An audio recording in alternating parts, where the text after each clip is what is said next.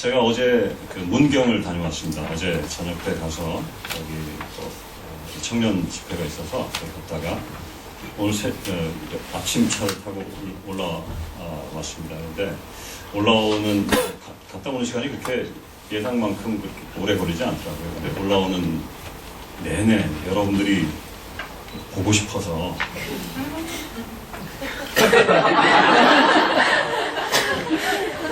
그 뜻은 무슨 뜻이지? 못 믿겠다 그런 얘기인가?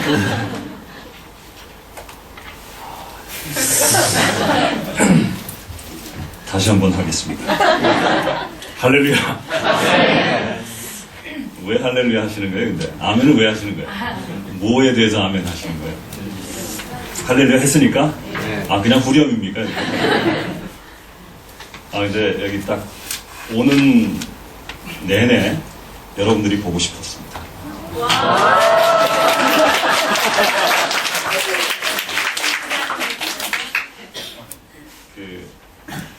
여기 오는데 저희 집이 용인입니다. 근데 2시간 걸렸습니다.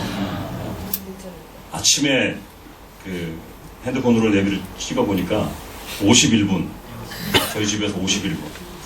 근데 실제로 여기 오는 시간은 2시간. 그런데 2시간 내내 여러분들이 보고 싶었어요. 여러분들도 기도하셨죠? 네. 근데 얼굴을 보니까 기도하신 것 같아요. 진짜.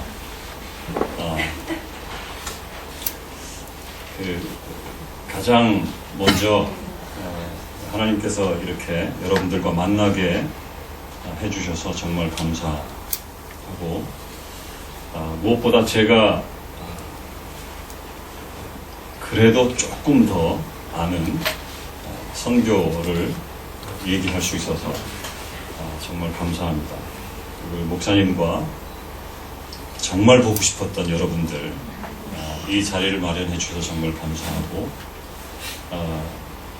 오늘 이 시간이 앞에 말씀 나눠주셨던 우리 교수님, 그리고 나머지 2시간, 내일 2시간 있는 그 모든 순간순간들이 어쩌면 이 시대를 살아가는 우리로 하여금 단순한 크로노스의 흐름이 아니라 하나님 나라를 위한 중요한 카이로스를 만들어 가기를 원하셔서 이 자리를 마련하신 것이 아닌가 생각을 합니다. 그저 연례 행사로 계획된 것이 아니라 여러분들이 정말 이전에는 어떻게 생각을 하셨든지 간에 그렇게 생각을 하셨으면 좋겠습니다. 하나님께서 단순한 시간, 2017년 2월 18일 18일 맞습니까? 네. 시간 2월 18일 19일 이게 2017년만이 아니라 우리의 남은 생애에 적어도 5년 10년을 새롭게 편성하고 새롭게 뭔가를 하나님 나라를 위해서 도전할 수 있는 그런 계기가 되기를 주님의 이름으로 축복합니다. 여기 오신 여러분들을 위해서 제가 선물을 준비했습니다. 제가 아까 여기 제가 불이 딱 꺼져서 영화 하는 줄 알았어요. 진짜 영화를 상영을 하시는데요. 저는 아프리카에서 한 20년 있다 보니까 막 그렇게 그 비트가 빠른 걸 보면 어깨가 들썩들썩한 봤어요? 혹시 보신 분 있어요? 못 봤죠? 구석에 척박혀 있어요. 그 장면도 아프리카 우리 동네 애들이 꼭 그렇게 춤을 추거든요. 어떻게 제가 거기 사역했다는 거 아셨어요? 근데 어쨌든 무슨 얘기 하려고 했는지 잊어버렸어요. 여기 진행되는 이런 시간들이 어쨌든 여러분들에게 중요한 시간입니다. 선물 얘기해달란 말이죠. 네. 선물은 제가 있었던 곳에서 불렀던 예배 때마다 집회가 있을 때마다 불렀던 노래를 한 곡 부르려고 합니다.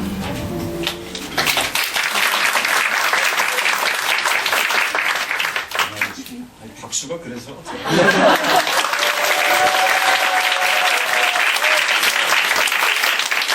제가 사역했던 지역에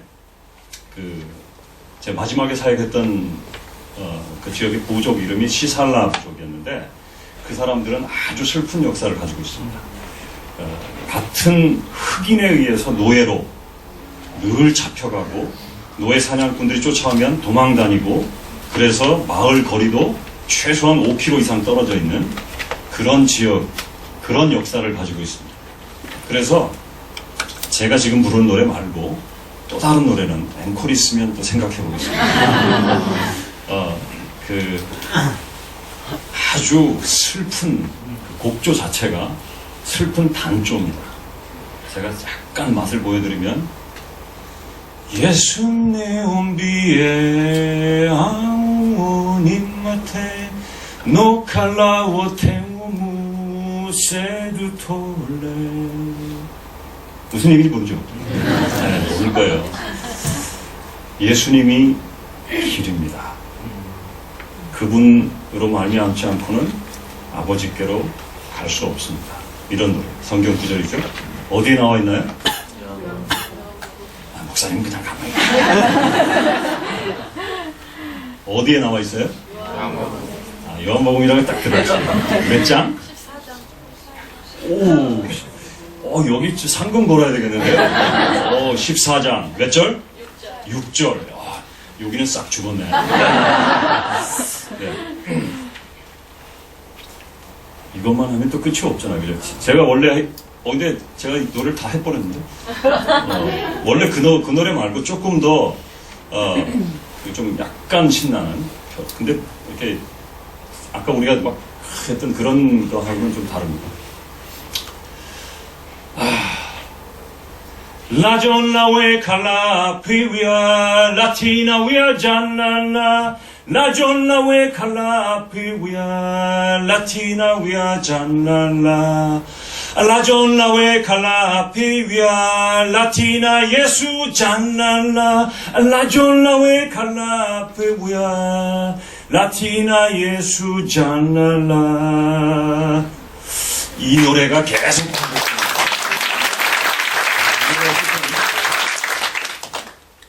우리의 모든 문제를 하나님 아버지께 맡기세요.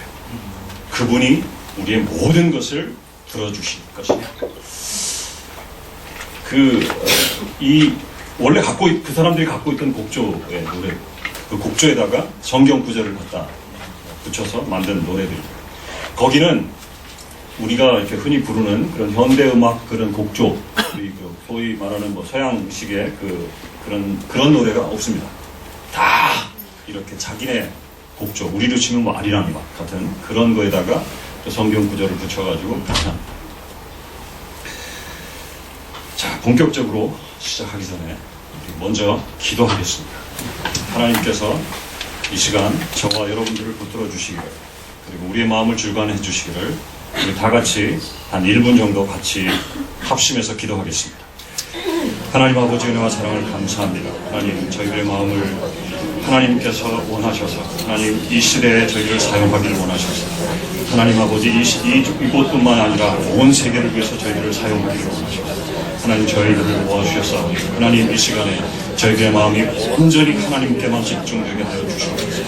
하나님 아버지, 하나님의 말씀으로 하나님께서 뜻하시는 바, 하나님께서 계획하고 계시는 바, 하나님께서 바라보고 계시는 그곳, 그 사람들, 거기에 우리의 마음을 집중하게 하여 주시기를 간절히 구합니다.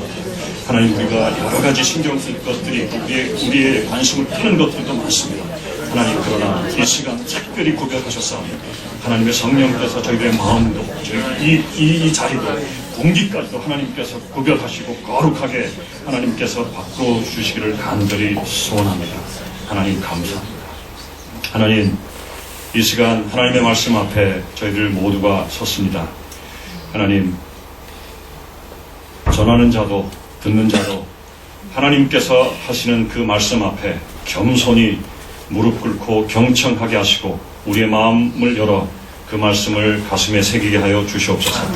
우리의 눈을 열어서 희어져 추수하게 된 온 세상을 바라보게 하여 주시옵소서. 감사합니다. 예수님의 이름으로 기도드리옵나이다.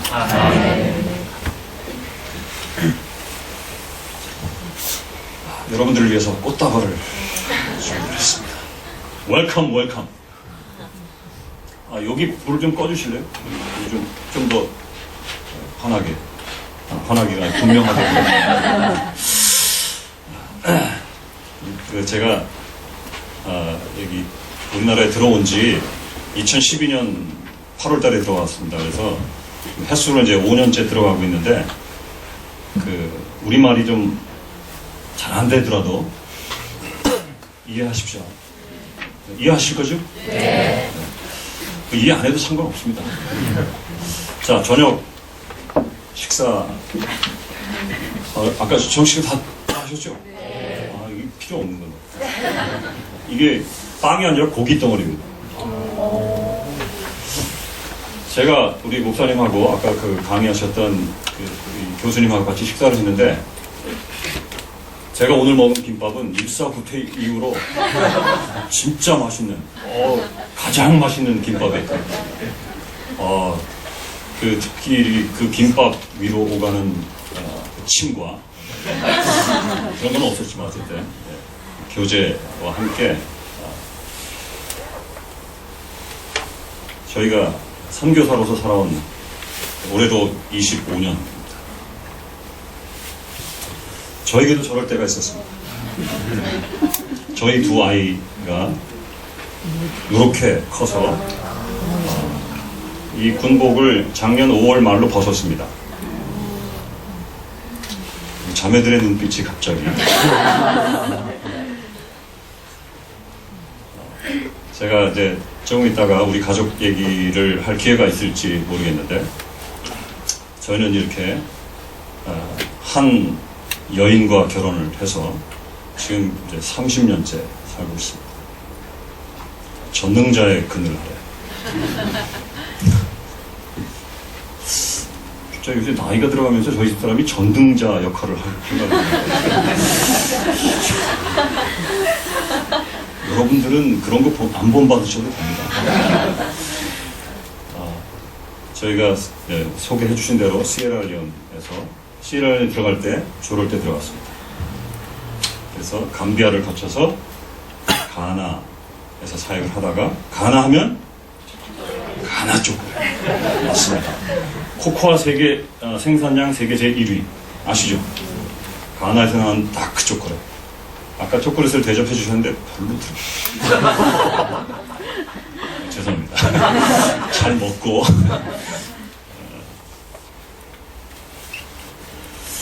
자, 오늘 제가 받은 제가 드린 주제가 내 교회 혹은 이 교회가 희망입니다. 맞죠? 네. 그렇다면 여러분 그 반대는 왜 희망 얘기를 하는 거예요? 절망이 있기 때문에 그렇겠죠? 좌절하고 있는 사람들, 아파하는 사람들, 신음 속에 그 신음조차도 크게 내지 못하는 사람들이 있는 것을 전제로 하고 있습니다. 좌절 가운데 사는 사람들은 어떤 사람들일까요?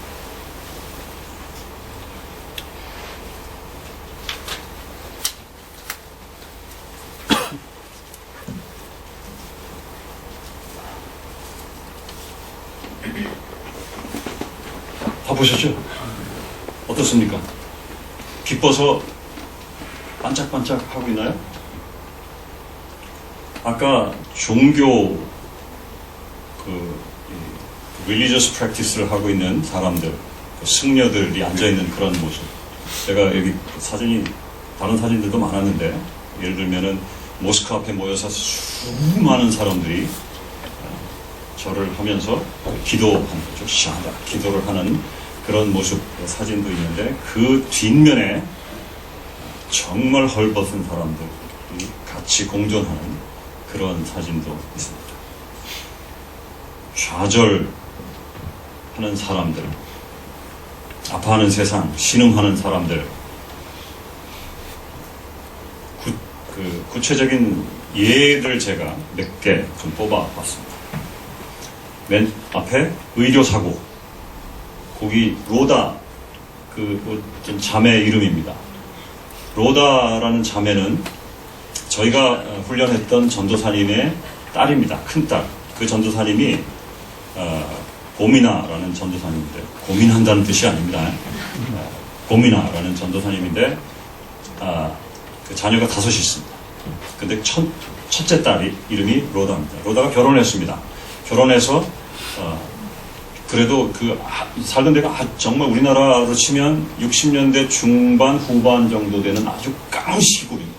정말 어렵게 살아가는, 농사 지으면서 어렵게 살아가는 지역인데, 그래도 좀 편한 데로 가서 살겠다 해가지고 우리로 치면 도청 소재지로 이사를 갔습니다. 결혼해가지고. 그래서 알콩달콩 정말 재미있게 잘 살았습니다. 그러다가 아이를 갖고 아이를 낳기 위해서 병원에 입원을 했습니다. 병원에 입원을 해서 얼마 있다가 아이를 낳습니다. 그런데 무슨 일이 있었는지 잘 모르겠지만 로다라는 그 아이가 출산한 이후에 하혈이 멈추질 않았습니다. 그래도 어쨌든 의사하고 간호사가 대충 응급처치를 하고 퇴원을 시켰습니다. 거기는 의사가 하라 그러면 하는 거예요. 그래서 어쨌든 퇴원을 했습니다. 퇴원을 한 다음에 며칠이 지났는데도 하혈이 멈추지 않아서 다시 병원을 찾아갔습니다. 로다가 다시 찾아간 그 병원에서 로다를 맞은 간호사가 만약에 로다를 치료한 것이 혹시라도 잘못된 것이 드러날까봐 빨리 응급처치를 한다고 한 것이 주사를 하나 놨는데, 알고 보니까 그 주사가 혈액 응고제였습니다. 그 주사를 맞고 로다라는 딸내미는 온몸의 피가 다 굳어서 2시간 후에 죽었습니다. 그런데 문제는 이런 얘기를 어디 가서 하소연할 데가 없다는 거예요. 거기에서 일어나는 의료사고라는 거는 엄청나게 많은데 누구도 그것을 의료사고로 봐주질 않습니다. 무지, 사람 이름이 아닙니다. 그야말로 무지입니다. 우리가 시에라리온에 있을 때 사람들 병원에 입원시켰습니다. 어떤 젊은 엄마하고 아이를 병원에 입원을 시켰는데, 병원에 입원시키면서 병원 방침대로 필요한 진료비하고 입원비를 한꺼번에 일시불로 다 내야 됐기 때문에 그 젊은 엄마가 돈이 없어서 돈을 내지 못해서 우리가 다 냈습니다. 그리고 여기에 잘 머물러 있어라. 우리가 며칠 후에 다시 올게. 그러고 이제 우리는 나왔는데, 얼마 안 있다가 아주 슬픈 소식을 들었습니다. 그 아이가 죽었다는 거예요. 아니, 병원에 있는데 죽을 일이 아니었는데 왜 죽었을까? 나중에 그 스토리를 알고 보니까 그 젊은 엄마가 돈 때문에 그 의사를 졸고 해가지고 그 돈을 다 받아가지고 아픈 아이를 데리고 퇴원을 해버린 겁니다. 그 아기가 가는 길에 죽었습니다. 도대체 이런 일들이 일어나고 있는데 아무도 거기에 귀를 기울이지도 않고 관심을 기울이지도 않습니다. 고질적인 물 부족, 물이 부족하면 어떤 현상이 일어나죠? 물을 마실 수도 없고 씻을 수도 없고 빨래도 제대로 못하고, 그렇죠? 거기가 그렇습니다. 그리고 이것은 지금 전 세계적으로 여러분, 물이 전 세계적으로 무기가 되리라는 거 아시죠? 그래서 중국이 티벳을 놓지 못하고 있는 이유가 뭐죠? 물 때문에 그렇습니다. 중국이 아프리카 땅에 뛰어들었습니다. 거기서도 물전쟁을 하고 있습니다. 곳곳에서 물전쟁이 일어나고 있습니다. 그런데다가 설상가상으로 전 세계가 지금부터 한 10년 전까지 거슬러 올라가나요? 이상기후 때문에 비가 와야 될 때 안 오고 오지 말아야 될 때 오는 기현상이 계속해서 반복되고 있습니다. 물이 부족하기 때문에 더러운 물을 먹을 수밖에 없습니다. 더러운 물을 먹으면 더러운 물 속에 기니웜이라는 것이 가장 무서운 기생충. 아시나요? 기니웜이라는 거? 제가 얘기해도 될까요? 식사 후인데? 비닐봉지를 좀 준비해 주시죠. 기니웜이라는 거는 그 더러운 물 속에 그 알이 있다가 물을 마시면 이제 우리 몸속에 들어가서 성충이 됩니다. 그리고 성충이 된 지 얼마 안 있다가 그 사람의 몸을 뚫고 나옵니다. 그런데 그 혈관을 타고 실핏줄이나 이런 걸 타고 몸을 돌아다니는, 근데 그 길이가 상당히 길거든요. 최악의 경우는 뇌로 올라가면 죽습니다. 100이면 100 다 죽습니다. 근데 주로 그게 뚫고 나오는 데가 어디냐면 우리 몸의 피부가 약한 부분을 뚫고 나옵니다. 주로 허벅지를 뚫고 나오는데요. 허벅지가 이제 뚫고 나올 때쯤 되면 허벅지가 한 2배 이상 붓습니다. 평소에 2배 이상. 그리고 어느 한 부분을 뚫고 나오는 그거를 가만히 놔두면 너무 고통스러우니까 우리가 조금 더 빨리 나오게 하려고 핀셋으로 머리가 아니고 대가리죠, 그거는. 네, 어쨌든 그거를 딱 잡고 살살 빼냅니다. 그래도 그 빼내는 과정이 굉장히 고통스럽습니다. 그래서 아프리카 많은 나라들의 보사부, 보건사회부의 정책, 의료정책 제1호가 기니웜 퇴치입니다. 그런데 이런 사고가 종종 일어납니다. 그런데 그 기생충은 기생충약, 우리나라는 요즘 기생충약도 안 먹죠? 기생충약 한 알이면 끝납니다.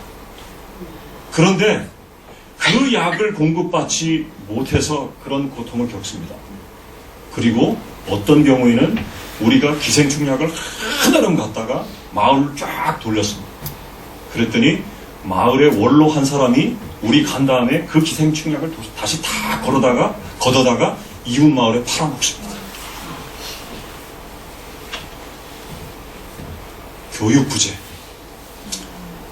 저희 집사람이 오지 말라고 했는데도 굳이 따라와가지고 저를 감시하는 그 심보를 제가 알 수가 없습니다. 제가 말하기가 굉장히 조심스럽습니다. 어쨌든 굉장히 간이 크죠. 저희 집사람이 저희 사역할 때 주로 여인들하고 여성들하고 어린아이들을 대상으로 사역을 했습니다.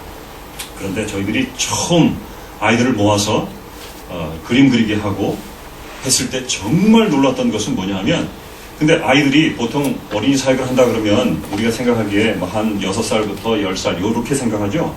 거기는 15살, 18살짜리도 옵니다. 어린이 사역하는데. 그런데 그런 아이들도 이렇게 그림 그리는 거를 굉장히 좋아합니다. 왜냐면 해본 적이 없으니까. 근데 거기에는 그 그림이 어떤 그림일까요? 다 성경 이야기인 거죠. 노아, 모세, 다윗 이런 거 다 그림 그리게 합니다. 그리고 그 그림 그리기가 끝나면 성경 이야기를 설명을 합니다. 그리고 나서 이제 도형 그리기를 합니다. 도형 그리기. 그런데 도형을 그리려면 뭐가 있어야 되죠? 자가 있어야 되죠. 물론 종이가 있어야 됩니다. 종이하고 연필 그리고 자가 있어야 되는데 자를 이렇게 딱 줬습니다. 자, 요렇게 모형을 딱 보여주고 그 다음에 요건 요렇게 그리는 거야. 그래서 그리는 법도 다 보여줬습니다. 혹시 까먹었을까봐 3번, 4번 보여줍니다. 그리고 알았지? 그러면 네. 대답은 진짜 귀신같이 잘합니다. 대답을 딱 하고 그 다음에 쭉 돌아보면 거의 100의 99명은 이렇게 긋습니다. 자, 처음에 시작은 잘합니다. 자를 자에다 손을 딱 대고 힘줘. 그리고 쫙 걷는 거야. 이렇게 하잖아요. 그러면 딱 됐습니다. 그 다음에 쫙. 제주도 좋지 않습니까? 직선 자를 가지고 곡선을 긋는다는 게. 줄긋기도 제대로 배워본 적이 없는 아이들이 정말 인간의 존엄성, 우리가 소위 얘기하는 인간의 존엄성을 인정받지 못한 채로 살아가는 아이들이 교육의 기회 정말 누리지 못한 아이들이 너무너무 많습니다. 이 시대에 말입니다. 우리나라에서 이런 일이 일어나는 걸 상상이나 할 수 있겠습니까? 이런 일은 아프리카에서만 일어나는 것이 아닙니다. 스리랑카, 방글라데시, 인도의 저기 시골 구석들, 몽골, 또 어딜까요? 얘기해보세요. 파키스탄, 남미의 저기 산속 마을에 사는 그 인디오 후예들, 엄청나게 많은 사람들이, 아이들이 이런 교육의 기회조차 한 번도 얻지 못한 채로, 심지어 어떤 지역에 가면요, 아프리카의 어떤 지역을 포함해서 어떤 지역에 가면 아직도 현대판 노예로 그 아이들이 살아갑니다. 저희들도 그런 것을 경험했는데 아이들을 한 20-30명 모아놓고 아이들 가면 너무 신납니다. 저희들이 딱 계획한 시간이 보통 한 2시간 정도인데 2시간이 4시간이 되는 것은 아주 그냥 비일비재한 막 신나서 막 하고 있는데 저쪽에서 마리아마! 그러면 그 막 신나하던 아이가 싹! 탁! 일어나서 총알처럼 달려갑니다. 그렇게 안 하면 어떻게 될까요? 맞아 죽습니다. 노예처럼 지내는 아이들이 지금 이 시대, 2017년 지금 이 시대에도 버젓이 존재한다는 겁니다. 그것도 모자라서 팔려가기까지 합니다. 그것도 모자라서 그 어떤 집에 딸이 시집 갈 때 같이 딸려서 보냅니다. 그러면 그렇게 딸려서 간 몸종은 남편의 놀이개입니다. 평생토록 그렇게 살아야 됩니다. 전통과 종교의 무관심, 명예살인이라는 얘기는 들어보셨죠? 가문의 수칙 들어보셨죠? 좀 반응이 갑자기 제가 싫어졌어요? 찬송을 하고 시작해야 될까? 아니면 통성기도를 하고 명예살인, 이것은 원인, 그것과는 상관없이 우리가 좀 우리 가문의 수치가 됐다. 그러면 그 가문의 가장 혹은 어른이 그 수치를 가져온 아이들을 죽일 권리를 얘기합니다. 죽일 수 있다는 겁니다. 그냥 퇴장 정도가 아니고 실제로 죽인다는 겁니다.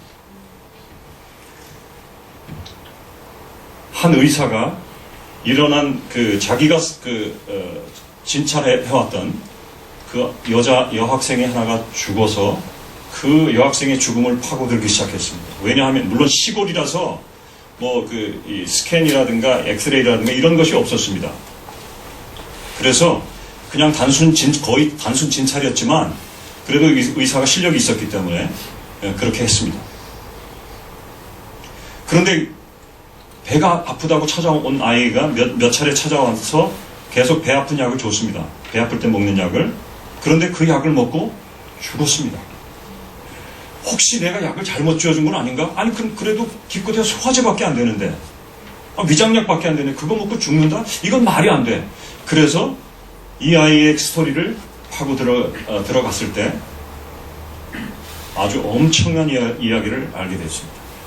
물론 그것을 그렇게 되기까지에는 부모가 허락을 안 했지만 부모를 거의 반 협박, 반 애원 해가지고 허락을 받아서 부검을 했을 때 알게 된 겁니다.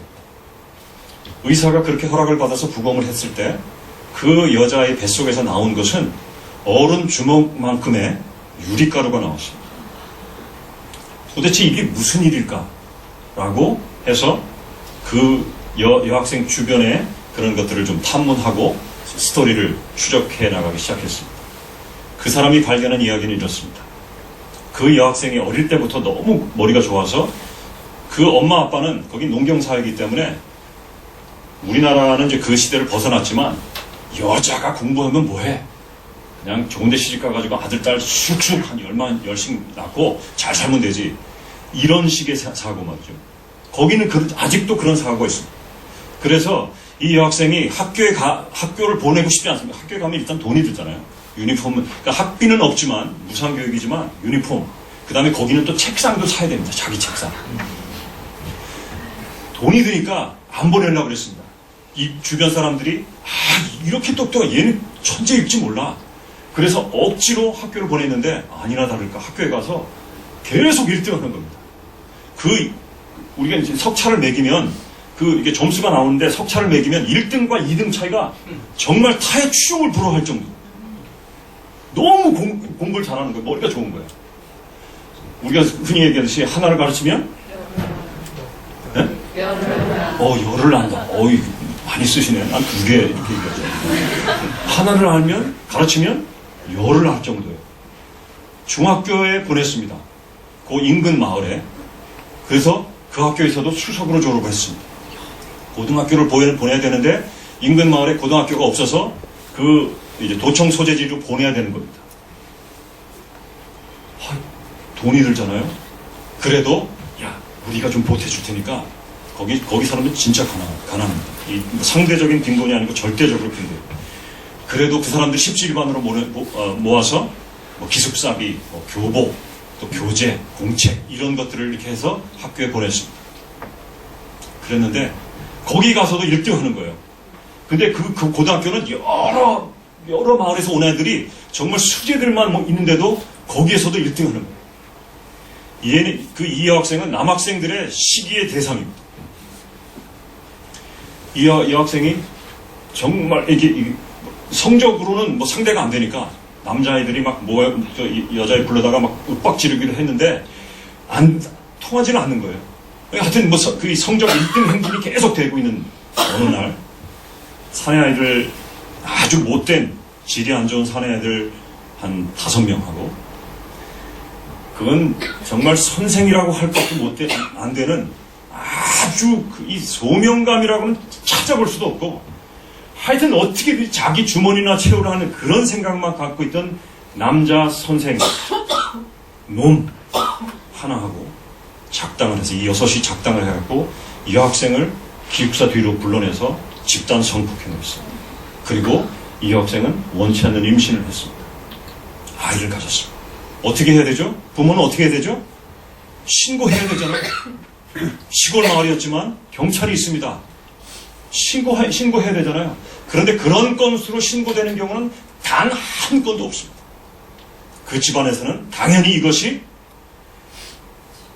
그러니까 이 명예를 실추시킨 가문의 수치라고 생각을 합니다. 그래서 엄마가 앞장서서 이 여자의 이 아이를 지우기 위해서, 낙태시키기 위해서 이런저런 수단을 썼습니다. 알고 봤더니, 저도 잘 몰랐었는데, 알고 봤더니, 아이를, 그런 시골 마을에서 아이를 낙태시키는 방법이 3가지가 있더라고요.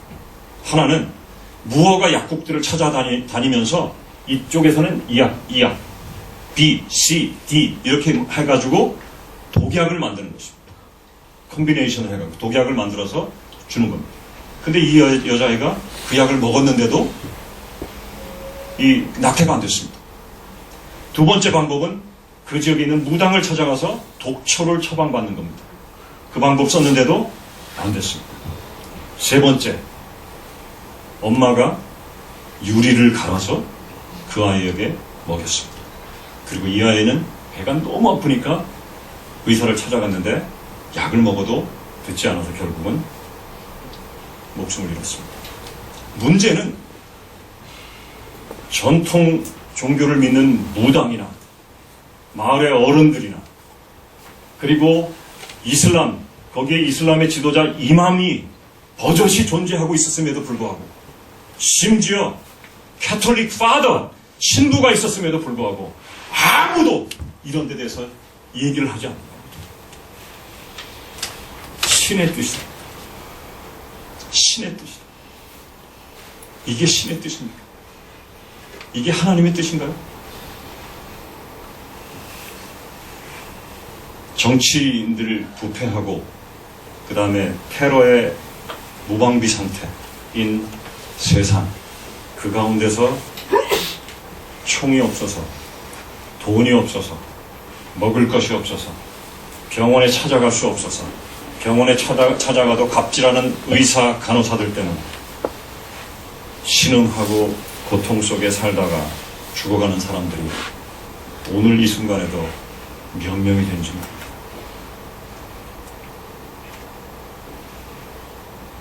보십시오.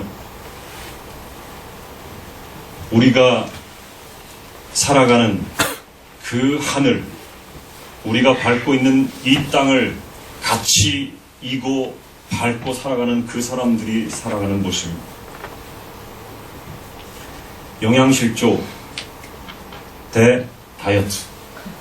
여기에 보면 이게 어제 제가 스냅샷으로 이렇게 캡처한 건데, 어제 세계 인구가 74억이 훨씬 넘었죠? 올해 출생자가 이렇게 됐습니다.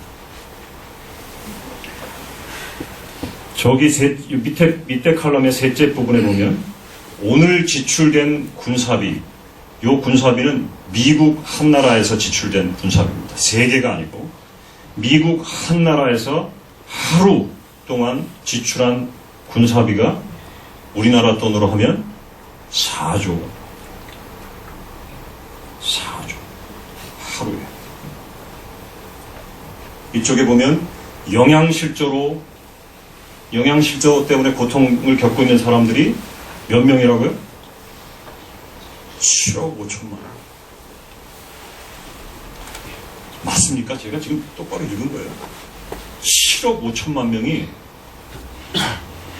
우리가 살고 있는 이 세계 전 세계 인구의 10%가 영양실조에 걸려서 죽어가고 있다는 거예요. 그런데 과체중 때문에 고민하는 사람이 16억이에요. 비만인 사람 6억 7천만. 쭉 내려오면 여기 오늘 미국에서 비만 관련 질병에 지출된 비용이 얼마란 얘기예요? 최소 4천억 원이란 얘기입니다. 우리나라 돈. 하루에. 오늘 미국에서 체중 감량 다이어트 프로그램에 지출된 비용이 이만큼 됩니다.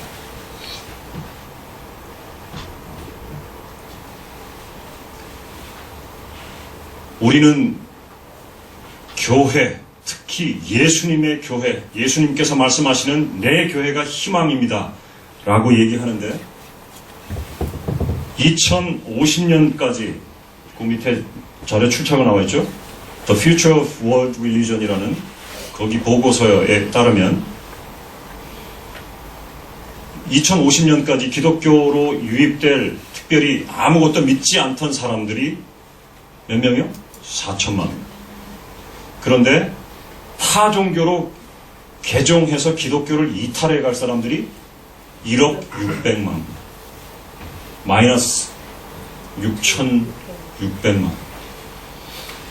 반면에 이슬람은 2050년까지 300만 명 이상의 그 신도수 증가를 보게 될 것이다 라고 물론 예측치이긴 합니다. 여러분, 그래도 교회가 희망입니까? 이렇게 많은 사람들이 고통 속에 죽어가고 있고, 심지어는 기독교인이었다가 다른 종교로 개종하는 사람들이 이렇게 늘고 있는데 교회는 여전히 희망인가요? 답은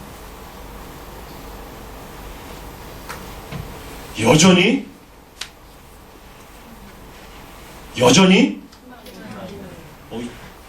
주무시는 거예요? 여전히 희망입니다. 왜요? 자신이 없으세요?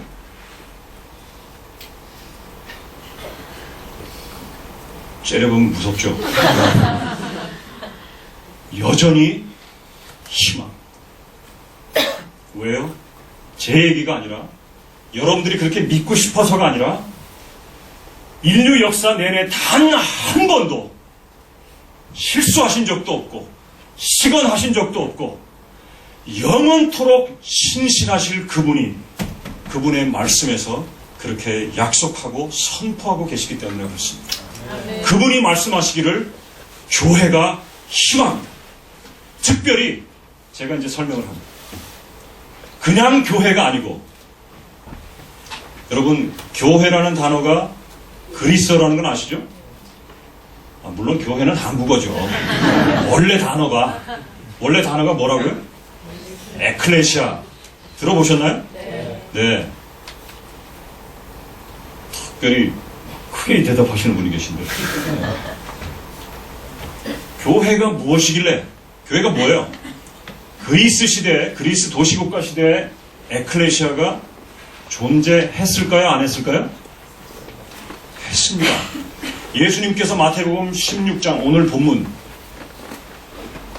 다 읽어보셨죠? 본문 안 읽으셨나요? 본문은 어딘지 모르시나요?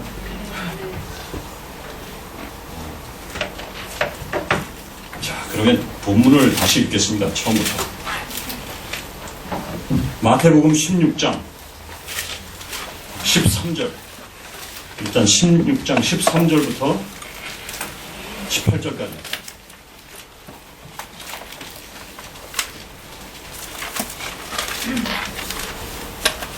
다 찾으셨죠? 다 같이 읽겠습니다. 13절부터 18절까지입니다. 시작.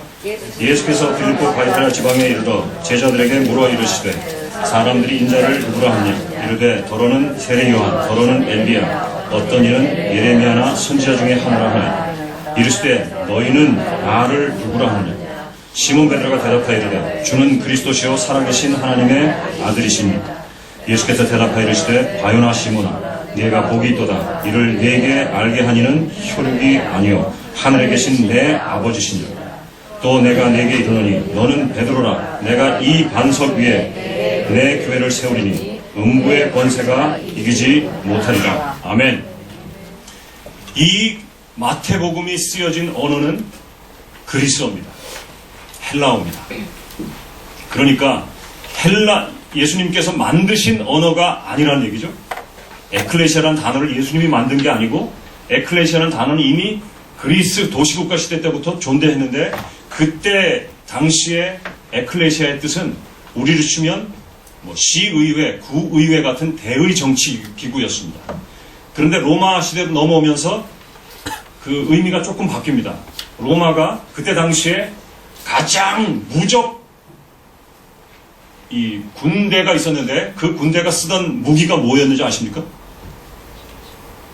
세계사 공부 안 하시는군요. 무적 창병이라고 그랬습니다. 장창을 가지고 몰아붙이는 거예요. 밀어붙이는 거예요. 아무리 기마병이 있다 하더라도 그 무적 창병 앞에 다 무너졌습니다. 어쨌든 그렇게 무적 창병으로 세계 곳곳에 건설한 그 식민지, 그렇게 식민지를 만든 다음에 군대가 다시 돌아옵니다. 그 다음에 그 식민지를 그대로 두는 것이 아니라 그 식민지마다 로마 황제의 이름으로 그 어떤 그룹을 보내는데 그 그룹을 보내는 목적이 뭐냐 하면 그 건설된 식민지를 로마 제국화하는 것입니다. 그 사람들을 뽑는 사람들은 누구냐? 로마 시민들 중에서 뽑습니다. 어떤 사람들을 뽑느냐? 전문가들을 뽑습니다. 정치, 경제, 사회, 문화, 의료, 법률, 교육, 각 삶의 모든 분야의 전문가들을 다 뽑습니다.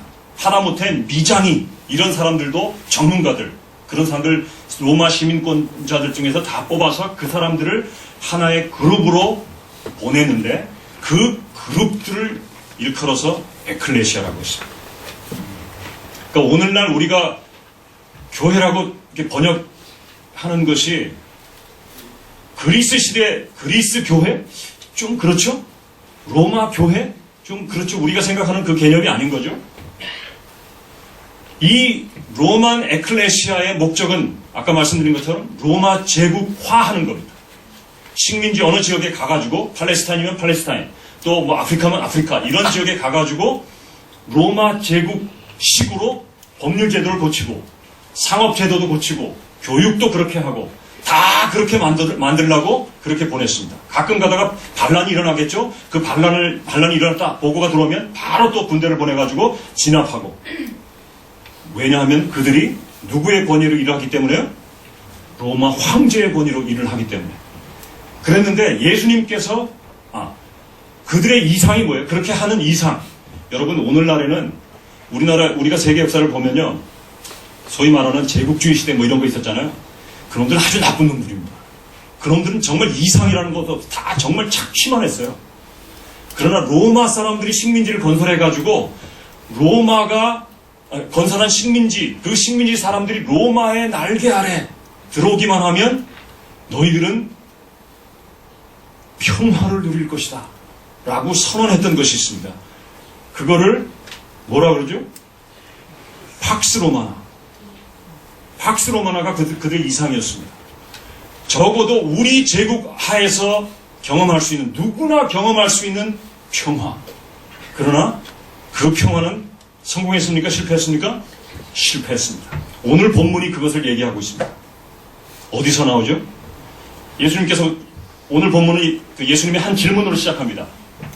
제자들이 빌립보 가이사랴는 여러분 설교 많이 들으셨죠? 거기 가면 그 그리스 문화, 로마 문화 이런 것들이 조각상으로 가는 곳곳마다 장식도 있습니다. 팔레스타인의 문화보다는 그런 것들이, 왜냐하면 그런 것들은 더 발달된 그런 문물이기 때문에 그 사람들이 의도적으로 그렇게 했습니다. 제자들이 한 바퀴 쭉 돌고 왔겠죠? 예수님과 만났습니다. 예수님이 물어봅니다. 사람들이 그들이 기다리고 있던 메시아, 인자를 누구로 하느냐? 나를 누구로 하냐고 그렇게 묻은 것이 아닙니다. 그들이 지금 힘들어하고 아파하고 그러는데 그들이 기다리고 있는 메시아는 어떤 사람이라고 생각한다고 하더냐? 라고 물었습니다. 그때 제자들이 씩씩거리면서, 물론 여기 씩씩거렸다는 표현은 제 성경에만 있습니다. 씩씩거리면서 대답을 하는데 세례 요한이라 그럽디다. 엘리야라 그럽디다. 예레미야라 그럽디다. 선지자 중에 한 사람이라 그럽디다. 씩씩거리면서 대답하는 거예요. 그 얘기 중에 당연히 나왔어야 되는 한 이름이 빠져 있습니다. 누굴까요? 로마 황제죠. 가장 로마 제국의 문화를 가장 많이 받아들였던, 가장 빨리 받아들였던, 그리고 색깔 모든 것들을 다 로마식으로 바꿔가던 그곳에서 메시아는 로마 황제가 아니었던 겁니다. 여러분, 이게 이상하게 들리나요? 여러분, 그때 당시에 사두개인들은요, 다니엘서 얘기하는 메시아가 로마 황제일지도 모른다라는 그런 신학도 있었습니다. 이게 그냥 만들어내는 것이 아닌 거예요. 그럼에도 불구하고 그 땅에 살던 사람들이 로마 황제를 메시아라고 얘기하는 사람이 한 사람도 없었던 거예요. 팍스 로마나는 실패합니다. 씩씩거리던 사람들. 왜 예수님의 그 교회가 희망인가? 예수님께서 물어봅니다. 뭐라고 물어보죠? 왜 씩씩거리냐? 물론 제 성경에만 있습니다. 도대체 니네들이 씩씩거린 이유가 뭔데? 너희들이 도대체 나를 어떻게 생각하길래 너희들이 이렇게 씩씩거리냐? 질문의 의도는 그겁니다. 너희들은 나를 누구로 하냐? 그 설명을 다 이제 뺍니다. 어쨌든 간에 예수님께서, 베드로가 뭐라고 대답하죠? 다 같이 시작. 주는 그리스도시요 살아계신 하나님이라. 예수님께서는 이 고백 위에 팍스 로마나, 그 실패한 팍스 로마나, 로마 황제의 이름으로 이룰 수 없었던, 그 전문가들의 그룹이 이룰 수 없었던 그 로마 제국화, 그리고 그 안에 팍스 로마나. 그런데 예수님께서 지금 I will build my church, 내가 지금 짓고 있다라고 얘기하지 않고 분명히 미래 시제를 썼습니다. 왜냐하면 이것은 예수님께서 죽으시고 부활하신 다음에 이루어질 것이기 때문에 그렇습니다. 예수님께서 지금 내가 죽고 부활한 다음에 내 교회를 세울 건데, 이게 소유격의 문제가 아니라 비교하는 거죠. 누구랑 비교한다고요? 로만 에클레시아하고 내 에클레시아, 예수님의 에클레시아를 비교하는 겁니다. 그 실패한 팍스 로마나를 추구했던 그 로만 에클레시아가 아니라 내 에클레시아를 지을 건데 그 안에 예수님의 에클레시아의 이상은 뭘까요? 예수님도 똑같은 것을 할 겁니다. 제자들을 만들어서 마태복음 맨 마지막 부분에 보면 뭐라고 그랬어요? 너희는 모든 족속으로 제자를 삼아. 그 제자들 한 사람 한 사람을 모아서 삶의 모든 영역에서 예수님이 그대로 곡한 텍스트를 그대로 따와서 지금 말씀하시는 거예요. 삶의 모든 영역에서 하나님 나라 운동을 할 것이다. 하나님 나라화. 그 사람들이 로마 제국화했던 것처럼 너희들 나의 제자들은 하나님 나라화 할 것이고 그것을 통해서 샬롬. 하나님의 창조 때 이루어졌던 완벽한 샬롬을 이룰 것이다. 여러분, 오늘 이 사회, 이 시대, 이 세상에서 신음하고 고통하는 이유가 뭘까요? 샬롬이 깨어졌기 때문에 그렇습니다. 신학적으로 그것을 결핍이라고 얘기를 합니다. 죽음도, 우리가 얘기하는 육체적인 죽음도 결핍인 것이죠. 우리 건강, 우리의 수명이 결핍돼서 육체적인 생명이 끊어지는 거예요. 결핍인 서로 그러니까 이 제한된 하나님의 생명 공간으로부터 스스로를 차단시켜서 끊어진, 그래서 그것이 죽음의 영역이 될 수밖에 없는 거기에 제한된 자원을 서로 차지하기 위해서 죽이고 약탈하고 빼앗고 그러다 보니까 신음하고 좌절하고 실망하고 이런 일들이 끊임없이 반복되고 있습니다.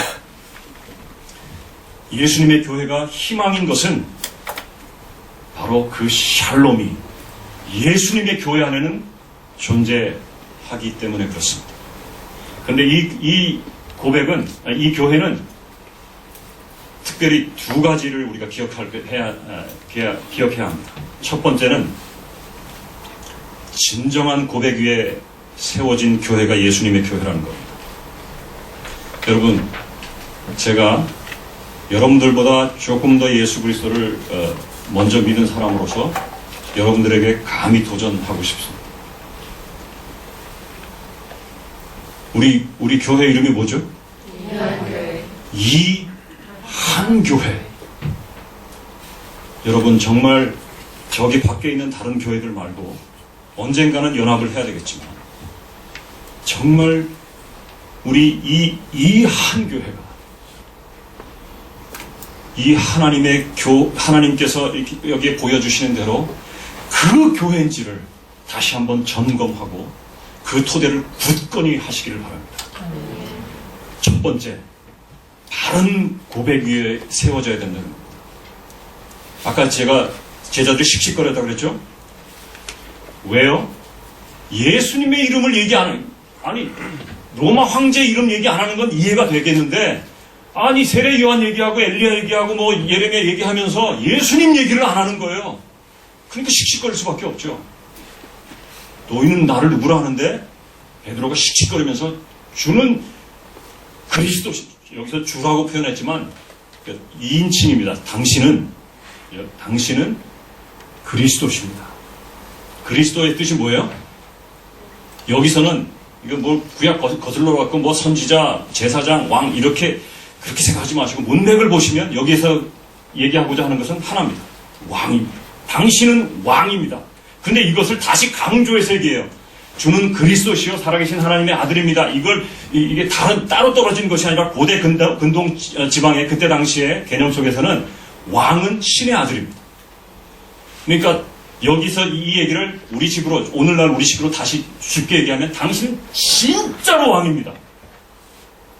다른 저기 로마 황제하고도 비교될 수 없는 진짜 왕입니다. 라는 고백을 지금 베드로가 하고 있는 거예요. 근데 문제는 이 베드로가 제대로 고백을 했냐 이거예요. 여러분 그 문맥을 잘 보시면 17절에 예수님께서 야 바이나 시몬아 너 참 복되다. 이것이 예수님이 지금 야 너 진짜 고백 잘하고 있구나 칭찬하는 게 아닙니다. 그것을 어디서 할 수 있냐면 예수님께서 지금 이제 조금 있다가 몇 절 이렇게 뒤에 보면 21절에 보면 이때로부터 예수 그리스도께서 자기가 예루살렘에 올라가 장로들과 대제사장들과 서기관들에게 많은 고난을 받고 죽임을 당하고 제3일에 살아나야 할 것을 제자들에게 비로소 나타내시니 22절입니다. 베드로가 예수를 붙들고 우리 지금 갖고 있는 이 버전에서는 항변하여 이렇게 얘기했는데 이전 버전이 더 맞습니다. 그 원래 헬라어 단어가 이전 버전은 어떻게 나왔냐면 꾸짖어 가로되 이렇게 되어 있습니다. 아니요. 동서고금을 막론하고 신하가 왕을 꾸짖는 예는 없습니다, 여러분. 제가 이 본문을 딱 묵상할 때 어떤 게 딱 떠올랐냐면 영화가 하나 딱 떠올랐습니다. 혹시 어떤 영화인지 아시나요? 저하고 텔레파시 통화하신 분 혹시? 광해. 가짜 왕이 이렇게 있을 때 허균이 이렇게 할 때 이런 거 있죠. 그건 가짜 왕이니까 가능한 거예요. 근데 지금 베드로가 어떤 고백을 했다고요? 당신은 진짜 왕입니다. 라고 고백을 해놓고서 여기 와가지고 예수님께서 지금 왕이 지금 뭐라 그런다고요? 내가 고난을 받고 죽임당하고 다시 살아나야 돼. 라고 얘기하니까 왕을 꾸짖고 있는 거예요. 그 고백이 잘된 고백입니까? 잘못된 고백입니까? 거짓 고백이죠. 아니, 거짓 고백은 아닙니다. 왜냐하면 예수님께서 그 고백을 인정을 해주셨기 때문에. 그리고 예수님께서 네가 지금 잘 모르고 고백을 하고 있는데 그것을 알게 한 분은 하나님이야. 그런데 진실로 진짜 네가 삶으로 그것을 입증하는 그 고백 위에 내 교회를 세우고. 여러분, 우리가 정말 예수 그리스도를 왕이다, 나의 주님이다 라고 고백을 한다면 고백만 하고 내 멋대로 하면 안 됩니다. 삶과 내 입술의 고백이 일치가 돼야 되는 거예요. 여러분, 혹시 우리가 많은 경우에 오해하고 있는 성경 구절이 하나 있는데요. 물론 수도 없이 많겠지만 그 중에 하나가 뭐냐면 로마서 10장에 나와 있는 너희가 마음으로 믿어 의에 이르고 그 다음에 입으로 시인하여 구원에 이르느니라 그랬죠? 그 입으로 시인한다는 말을 그냥 문짝을 그대로만 딱 그 안에 어떤 뜻이 담겨 있는가를 모르고 그 컨텍스트를 모르고 그냥 그렇게 얘기하는데 그 입으로 시인한다는 것은 법정에 가서 입으로 시인한다는 겁니다. 입으로 뭐라고 시인한다고요? 예수가 주인입니다. 근데 예수가 주인이라는 고백은 반역죄입니다. 큐리어스. 그때 당시에 큐리어스라고 고백될 수 있는 대상은 딱 한 사람밖에 없었습니다. 로마 황제입니다. 로마 황제를 제외한 누구에게도 주라고 고백하면 그것은 반역죄이기 때문에 즉참입니다. 즉결 참형입니다. 목숨을 걸고 입으로 시인하는 거예요. 내 목숨을 앗아가도 좋습니다. 그러나 나에게 주인은 로마 황제가 아니라 예수입니다. 그런 목숨을 건 신앙 고백이 아니라면 우리가 많이 들었기 때문에 신학적인 언어를 나열하는 것에 불과한 고백이라면 그것은 아직도 한참 멀었습니다. 그러나 그것조차도 없는 사람들보다 훨씬 낫죠. 여러분, 예수님께서 베드로를 버리셨습니까? 아닙니다. 그 사건, 그렇게 예수님을 꾸짖었을 때 예수님이 뭐라고 그러죠? 사탄아 물러가라. 굉장한 이 강한 어조로 야단치시잖아요. 예수님을 배반했을 때, 3번 부인했을 때 예수님이 베드로 버렸습니까? 안 버렸습니다. 끝까지 그를 찾아가서 다시 세우십니다. 미숙하지만. 그러나 우리가 궁극적으로 우리의 입을 통해서 우리의 마음을 통해서 고백해야 되는 그 고백은 우리의 삶으로 입증되는 그런 고백이어야 합니다. 여기 보면 삶은 곧 희생입니다. 예수님께서 세우시는 그 교회는 어떤 면에서 보면 희생 위에 세워진 교회입니다.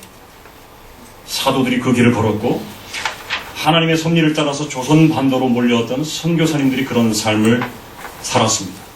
여기 한국 이름을 더 좋아하셨기 때문에 그 선교사님들이 한국식으로 이름을 썼습니다. 딱 한 사람을 빼놓고는 포사이트라는 그분 빼놓고는 배유지 누군지 아시나요? 유진벨 선교사님. 원두 언더우드 선교사님. 서서평. 요즘 제 마음을 흔들고 계신 이분입니다. 서서평 선교사님. 독일계 미국인 엘리자베트 요한나 셰핑. 그 다음에 유하레 플로렌스라는 예쁜 이름을 가지셨던 미국 선교사.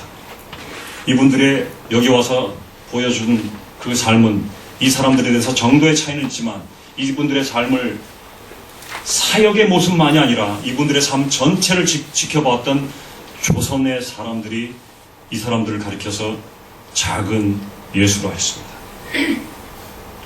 그분들의 고백만이 아니라 삶으로 입증된 그 고백 위에 우리나라의 교회는 세워진 것입니다.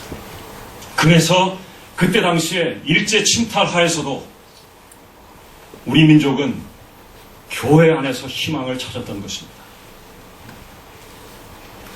또 하나, 십자가와 부활로 죽음을 이기신 예수께서 세우시는 교회. 예수께서 세우시는 교회입니다. 우리의 열심으로 세우는 교회가 아닙니다. 선교사가 선교지에 나가서 돈 가지고 자기의 경험 가지고 자기의 신학 학위 가지고 세우는 것이 아닙니다. 저는 125년 된 선교단체하고 일을 하고 있습니다. 그런데 125년 된 역사가 교회를 세우고 그 지역을 하나님 나라로 바꾼 적을 본 적이 없습니다. 저는 우리나라에서 여러분들과 교단이 다르지만 대한예수교 장로회 합동측, 소위 말하는 우리나라에서 제일 큰 교단 파송으로 선교사가 되었습니다. 그러나 우리나라에서 제일 큰 교단 파송이라는 것이 그곳에 진정한 하나님의 교회를 세운 적을 본 적이 없습니다. 제일 큰 교단이 되었다. 125년 동안이나 사역을 할 수 있었다. 그것을 요약하면 딱 하나입니다. 은혜. 하나님의 은혜입니다. 예수 그리스도께서 세우신 그 교회만이 희망입니다. 그런데 예수님께서 이 나라에 어떻게 교회를 세우셨는지 아십니까? 여러분, 우리나라 역사, 세계사를 공부를 안 했으니까 우리나라 역사는 다 잘했겠지? 우리나라 역사에 천주교가 들어왔을 때 큰 박해가 두 번 있었습니다. 하나가 대단해요. 신유 박해. 언제죠? 1900 뭐 이렇게 얘기하면 1801년입니다. 잽싸게 또 핸드폰 찾고 말이야. 그 다음에 일어난 박해가 여기 역사 선생님 안 계세요? 그 다음에 일어난 박해가 첫 번째가 신유, 두 번째가 기해 박해입니다. 기해 박해 때는 프랑스인 신부들이 9명인가가 죽었습니다. 프랑스가 그것을 응징하기로 했습니다. 사실 프랑스 정부가 공식적으로 승인하지 않았지만 중국에 있던 공사를 비롯한 이 사람들이 프랑스 함대를 움직여서 프랑스 함대 그 사령관이 또 그 제독이 굉장히 다혈질이었답니다. 그래서 공사하고 짜고 조선을 침략했습니다. 일부 성공하다가 프랑스 군인 30명인가가 죽고 도망갔습니다. 제2차 응징을 준비하고 있었습니다. 그런데 정말 신기하게도 그 조선을 향하던 제2차 응징을 위해서 조선을 향하던 프랑스 함대가 갑자기 항로를 바꿔서 베트남으로 향합니다. 그리고 베트남을 식민지화합니다. 그때 베트남이 프랑스의 식민지로 떨어집니다. 여러분 신기하지 않습니까? 여러분 신기하지 않습니까? 이건 어떻습니까? 여러분 대원군이 외세를 배척한 정책을 뭐라고 그러죠?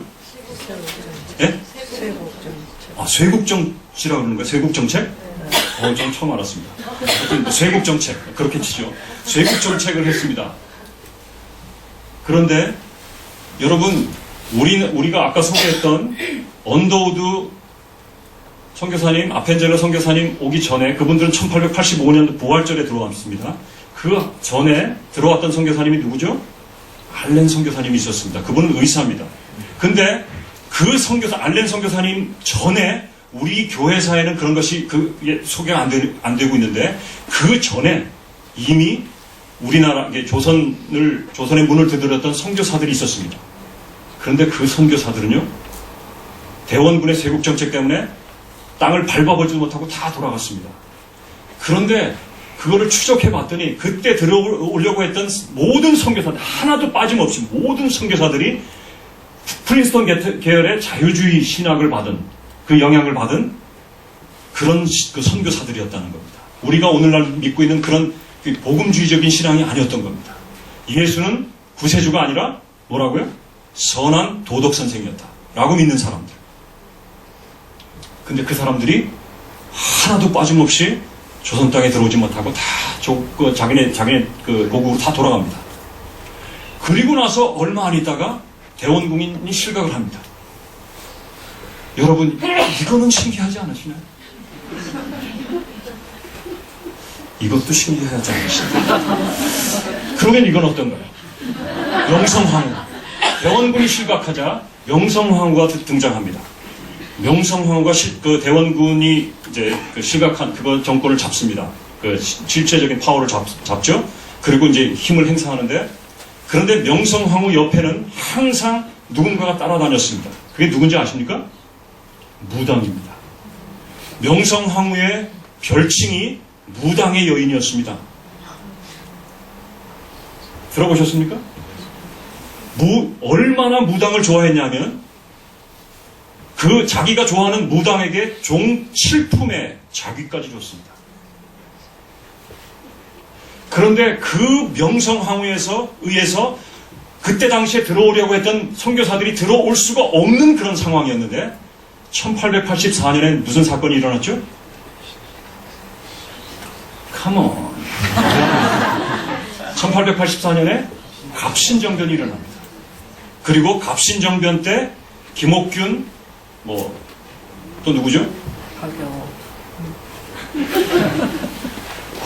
이럴 수가. 하여튼 김옥균 일당 에 의해서 총에 맞은 사람 중에 하나가 명성황후의 동생이었던 민영익입니다. 민영익은 이미 총상에 맞아서 과다출혈로 죽어가고 있었습니다. 그때 어쩔 수 없이 그 명성황후의 부탁을 받고 치료를 맡았던 사람이 그때 당시 이미 들어와 있던 선교사 알렌이었습니다. 알렌이 그곳에 가보니까 이미 목숨이 경각에 이르렀습니다. 피를 너무 많이 흘려서, 그때 당시는 누가 어디 누가 헌혈을 안 하잖아요. 수혈을도 못하고 해서 언제 죽을지 모르는 그런 상황이었습니다. 알렌의 일기에 보면 이렇게 적혀 있습니다. 나는 그 사람을 내가 의학적으로 어떻게 치유했는지 알 수 없다. 왜냐하면 이미 그 사람은 의학적 소견에 의하면 죽은 목숨이었기 때문이다. 이것은 하나님께서 고치신 것이라고 밖에는 말할 수 없다. 민영익이 그렇게 선교사 알렌에 의해서 치유를 받았습니다. 살아났습니다. 여러분, 하나님이 살리신 거 아닙니까? 그때로부터 선교사들이 하나, 둘, 물밀듯이 몰려들어옵니다. 그때 당시에 가장 선호했던 선교지는 조선이 아니었습니다. 인도, 중국, 그리고 일본이었습니다. 조선 땅은 그 서구의 선교사들을 보내던 그 교회들이 거의 모르고 있던 땅입니다. 그런데 오늘날 갑자기 하나님께서 인도를 향해 가던 선교사, 중국 땅을 향해 가던 선교사, 일본에 이미 도착해서 사역하고 있던 선교사들, 이런 사람의 마음을 바꾸어서 조선 반도를 향하게 합니다. 그리고 얼마 안 있다가 여러분들이 별로 신기해하지 않으십니까? 얼마 안 있다가 우리나라는 일제가 통째로 집어삼킵니다. 그리고 삼킨 이후에 직후에 일제가 한 것, 우리나라에 대해서 한 것, 아주 악랄한 그 행위들이 있었는데 그 중에 하나가 말뚝박기입니다. 우리나라의 전기를 끊는다고 해서 풍수지리사를 동원해서 우리나라에 수천 개의 말뚝을 박았습니다. 그런데 그렇게 해서 하나님께서 하시고자 하시는 그 일을 막을 수 없다는 것을 하나님께서 친히 입증하신 사건이 뭘까요? 1903년부터 시작해서 1907년에 피크에 이르렀던 소위 말하는 대부흥운동입니다. 신기하시나요, 이제? 아직도 신기하지 않나요? 그 이후로도 일제하에서 1920년대 말 30년대 초에 일제는 우리나라를 완전히 말살하기 위한 정책을 입안합니다. 그런데 그 정책을 입안하기 며칠 전에 갑자기 정책을 발표해야 될 그 사람이 지금 조선의 꼴을 보니까 요거 몇 년 늦춰도 되겠다 해가지고 그 정책을 발표하지 않습니다.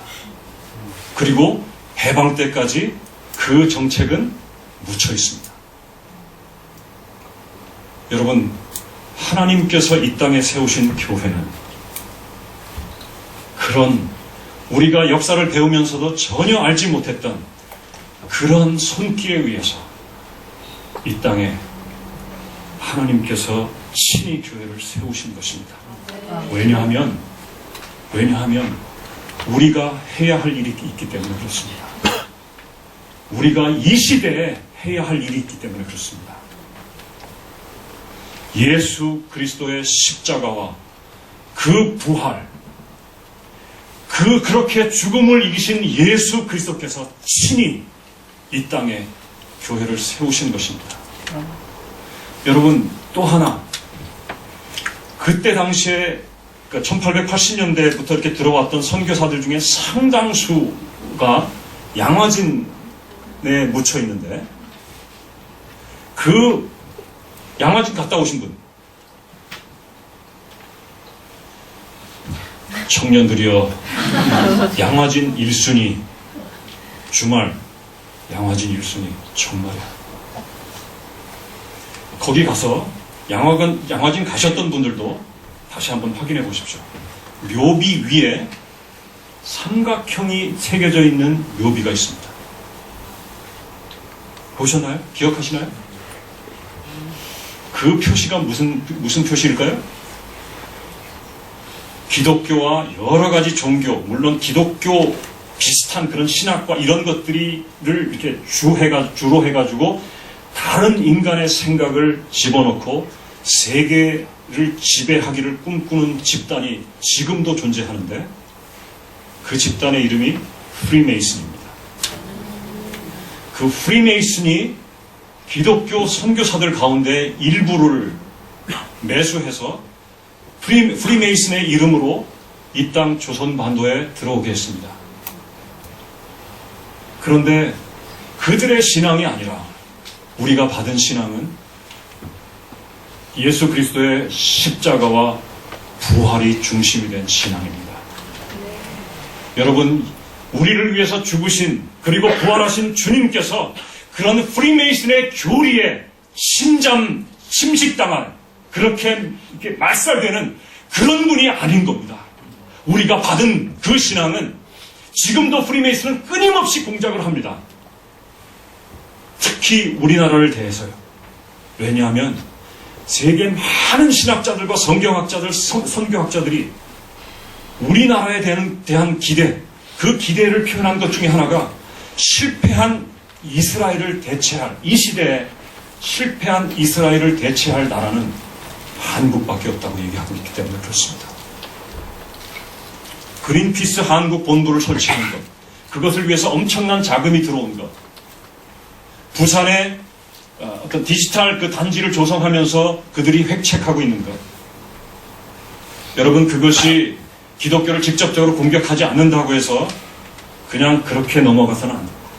우리가 눈을 크게 뜨고 우리 밖의 세상에서 무슨 일이 일어나고 있는지 우리가 귀를 기울여야 되고 눈을 크게 뜨고 살펴봐야 됩니다.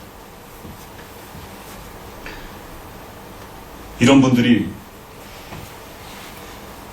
여기 계신 분 유활의 선교사님입니다. 광주 선교의 어머니라는 분.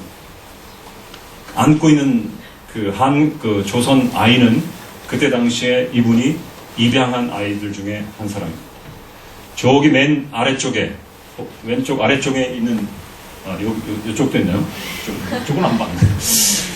여기 계신 분의 이름이 제가 사랑하는 셰핑 서석형 선교사님. 이분을 어떻게 소개하면 될까요? 여러분, 이렇게 우리의 바른 고백, 희생을 통해서 세워지는 그 교회, 예수 그리스도의 십자가와 부활, 그렇게 죽음을 이기신 주님께서 친히 세우시는 그 교회, 그 교회가 희망이 되는 겁니다. 예수님께서 그 교회를 통해서 이 땅에, 그리고 세계 곳곳에 교회가 세워지는 곳마다 예수께서 그리셨던 그 희망, 그 이상은 삶의 모든 영역에, 정치, 경제, 사회, 문화, 어린이, 또 심지어는 스포츠, 연극, 영화, 예술 모든 영역에서 하나님 나라가 이루어지는 것입니다. 여러분, 교회는 그러고 보면 여기 사각형이 아닙니다. 사각형 건물을 짓고 그 속에 앉아서 손뼉치고 손들고 하는 종교 행위를 반복하는 것이 교회가 아닙니다. 교회는 하나님 나라 운동하는 것이 교회입니다. 그 하나님 나라 운동을 통해서 이 세상의 희망이 되는 것, 이 세상에 결핍이 아닌 하나님의 창조의 풍성함, 샬롬 그 자체를 보여주는 것, 그리고 그들도 여기에 합류하면 그 풍성함을 맛볼 수 있게 해주는 것, 그것이 교회인 것입니다. 그것이 예수님께서 내 교회를 세우리라 말씀하셨을 때 가지셨던 모습, 그림입니다. 내 교회는 있지만 보십시오. 여기 어떤 거에 보면 웃기는 교회라고 제가 써놨어요. 보입니까? 네. 그걸 진짜로 믿는 거예요. 하여튼 뭐 있습니다. 이렇게 교회 이름들이 많은데 예수님의 교회, 내 교회, 이 수많은 교회들 중에 우리나라에서 하여튼 문제가 됐던 그 큰 교회도 있습니다. 여기.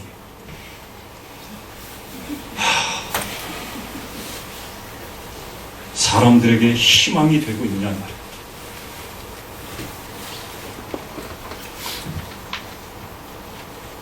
여러분은 이 한 예수의 교회에 속해 있습니까? 제자들이 아까 씩씩댔다고 그랬죠? 여러분들도 오늘날 기독교를 개독교라고 욕하면 좀 화가 나십니까? 여러분 화가 나야 돼요. 화가 안 나면 때려줄 거야. 여러분 좀 그런 분노가 있어야 됩니다. 왜냐하면 나도 그 중에 일부잖아요. 그러나 절대로 그들과 멱살잡이는 하지 마세요. 사대지도 하지 마시고, 그러나 여러분 내 속에서 뭔가 좀 끌어오르는 그런 게 좀 있어야 됩니다. 그런데 그것에서만 끝나면 나는 아직도 미숙하거나 아직도 미안하지만 예수님의 교회에 속하지 않았을지도 모릅니다. 희생하지 않는 말뿐인 고백, 아까 말씀드렸습니다. 그런 거를 저는 뭉뚱그려서 종교단체라고 규정을 짓습니다. 여러분, 종교는 인류 역사 초기부터 있어 왔습니다. 창세기 4장에 보면 에녹이 아니고 에노스 시대에 사람들이 비로소 여호와를 불렀더라, 이런 표현이 나옵니다. 그런데 그거를 좋은 것이라고 해석하시면 안 됩니다. 그 비로소라는 부사가 히브리어에 없습니다. 아예 없고, 그러니까 부르기 시작했다 그런 뜻인데, 그 시작했다는 히브리 단어를 똑같은 단어가 다른 구약 성경의 다른 부분에 이렇게 쓰여진 용례를 보면 그것을 정확하게 알 수 있습니다. 그 문맥을 따라 살펴보면 예수님께서, 하나님께서 자기 동생을 때려 죽인 누구죠? 정신 차리세요. 자기 동생을 때려 죽인 아벨? 가인이죠. 가인, 아벨이 죽었고, 가인과 대화를 하시죠? 하나님은 그런 분이에요. 동생을 때려 죽여도 대화하시는 분이에요. 어떨 때 보면 속이 없으신 것 같아. 그런 하나님은 우리를 어떻게든지 하나님과의 대화의 장으로, 인격적인 그 교제의 장으로 우리를 불러내십니다. 하나님은 그런 분이에요. 그런데 어느 순간에, 그 역사의 어느 순간인가부터 사람들이 하나님과의 그 1대1 관계, 개인적인, 인격적인 관계를 버리고 집단적으로 한번 하나님의 이름 부르는 것. 그러니까 종교 행사했다는 겁니다. 집단적으로 제사 한번 딱 드리고 그걸로 끝. 그게 창세기 3장에 기록되어 있고요. 그 여파로 4장에 가면 그게 4장인가요? 저도 헷갈리네. 그리고 나서 사람들이 죽었더라 역사가 반복되고 그 가운데 분계일학으로 빛나는 한 사람이 딱 등장하는데 그 사람의 이름이 누구예요? 에녹입니다. 에녹이 하늘로 에녹이에요? 또 툭치기 났다. 에녹인 줄 알았지. 에녹이 또 여기까지 왔는데. 에녹입니다. 그런데 에녹에 관한 기사가 별로 없습니다. 거기에 딱 한 절 이렇게 소개가 되어 있고 하나님과 동행했다. 그래서 하나님께서 데려 올라갔다. 이런 얘기가. 그런데 에녹에 대한 스토리가 설명이 히브리서 11장에 간단하게 나옵니다. 에녹을 얘기하면서 히브리서 11장 6절에 보면 하나님을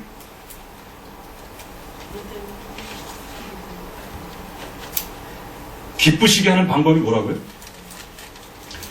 믿음이 없이는 하나님을 기쁘시게 할 수 없는데 에녹은 뭘 믿었느냐? 하나님이 계신 것과 하나님은 자기를 찾는 자들에게 상 주시는 이심을 믿었다라고 했습니다. 에녹이 뭘 믿었다고요?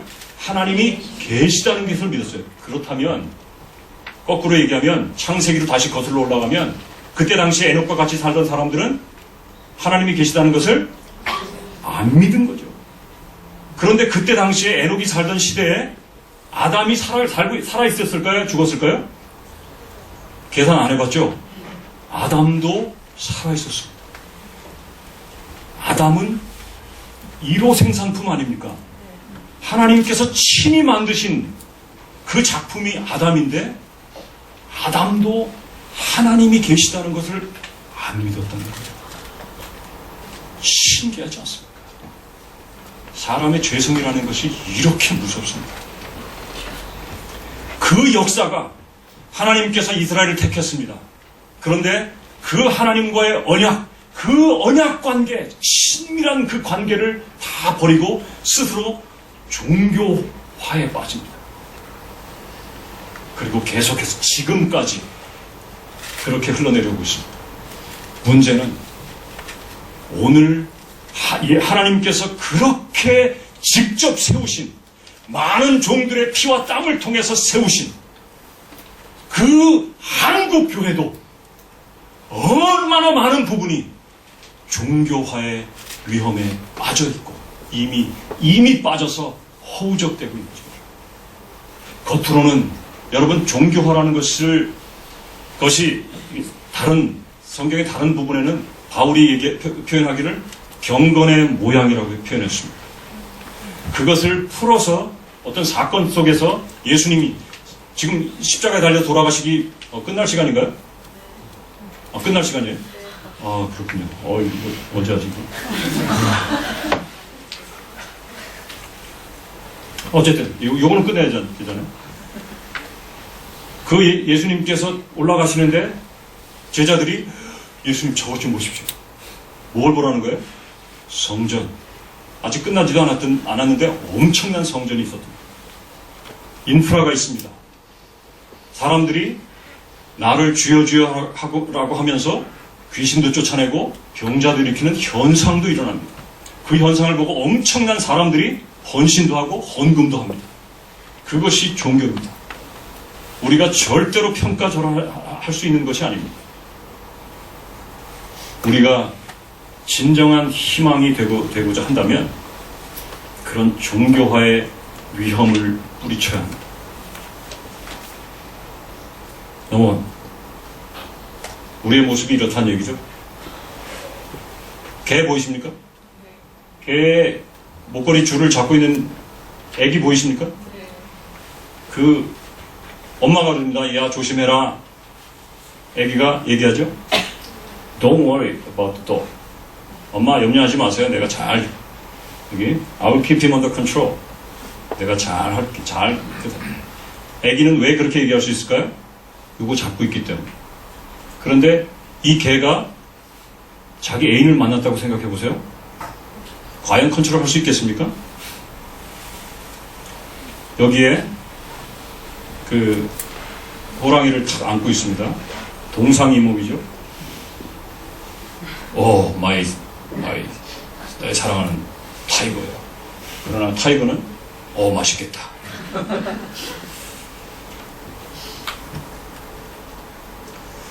그냥 훑고만 넘어가고 끝내겠습니다. 선교적인 삶이란 우리가 정말 희망이 되는 그런 선교적인 삶이란 저의 경험을 통해서 하나님께서 저의 경험을 통해서도 그렇게 말씀을 해주셨는데, 거기는 비가 안 오면 기호제를 드리고, 기호제를 드려야 되는 그 순간에 하나님께서 기도해서 비를 내리신 적도 있습니다. 그런데 그 자리에서 탁 해주시면 얼마나 좋겠어요. 내가 가오도 잡을 수 있잖아요. 근데 하나님은 계산이 분명하신 분. 3일 후에 기호제 드리기 바로 하루 전날, 그날 기도한 날은 주일날인데 저희는 이제 순회 예배를 드렸기 때문에, 그런데 어쨌든 3일 후에 그것도 스토리가 있습니다. 3일 후에 어쨌든 비를 내려주셨고요. 그 다음에 자매, 18년 동안 병상에 누워있던 자매를 하나님께서 일으켜 세우기도 하셨습니다. 물론 그 자매는 18년 동안 누워있었기 때문에 기력이 다 쇠한 그런 상태였습니다. 그러나 다 고침을 받고 자기 손으로, 그전에는 다 누가 병수발을 들어야 되고 화장실도 혼자 못 갑니다. 옷을 갈아입을 수도 있고 씻을 수도 없습니다. 그러니까 그 방에 기도하러 들어가면 냄새 때문에 머리가 터집니다. 그래도 하나님께서 우리의 기도를 들으시고 그 자매를 일으키시기도 했습니다. 살리아라는 사람은 저희가 제자 훈련했던 그런 조그만 마을의 추장입니다. 모슬렘들이 찾아왔습니다. 당신이 그 이슬람으로 돌아오기만 하면 이런 그 혜택을 주겠어. 그랬더니 그 사람이 그 혜택은 이런 겁니다. 메카로 성지 순례도 시켜주고, 그 다음에 생활비도 대주고, 그 다음에 이런 텔레비전도 사주고. 여러분, 거기서 텔레비전이 되게 좋은 거예요. 지금이야 뭐 우리나라는 좋은 것들로 그냥 꽉 차 있지만, 어쨌든 다 이렇게 주겠다 그랬는데 그 사람이 그렇게 얘기했습니다.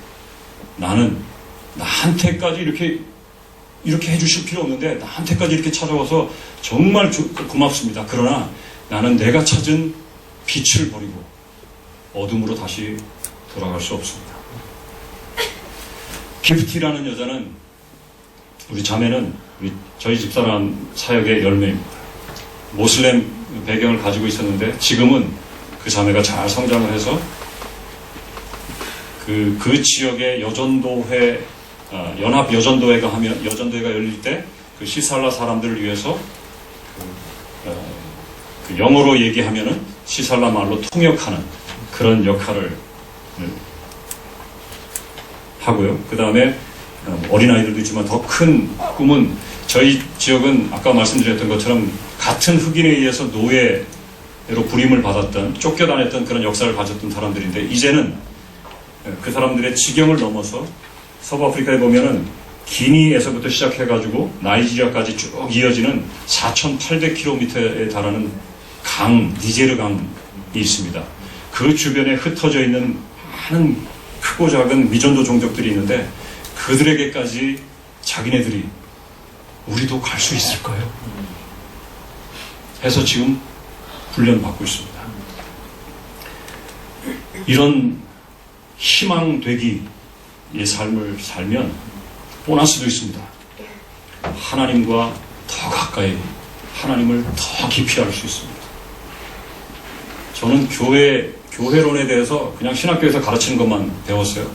그러나 제가 여러분들에게 말씀드린 이런 것들은 선교지에서 하나님께서 가르쳐 주신 겁니다. 그 이외에도 아주 많습니다. 알콩달콩 부부.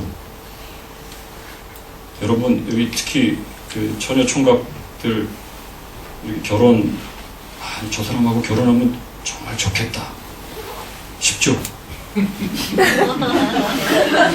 왜 웃으시는 거예요 도대체? 묻는 거에 대해 진지하게. 좋을 것 같지? 진짜 좋아.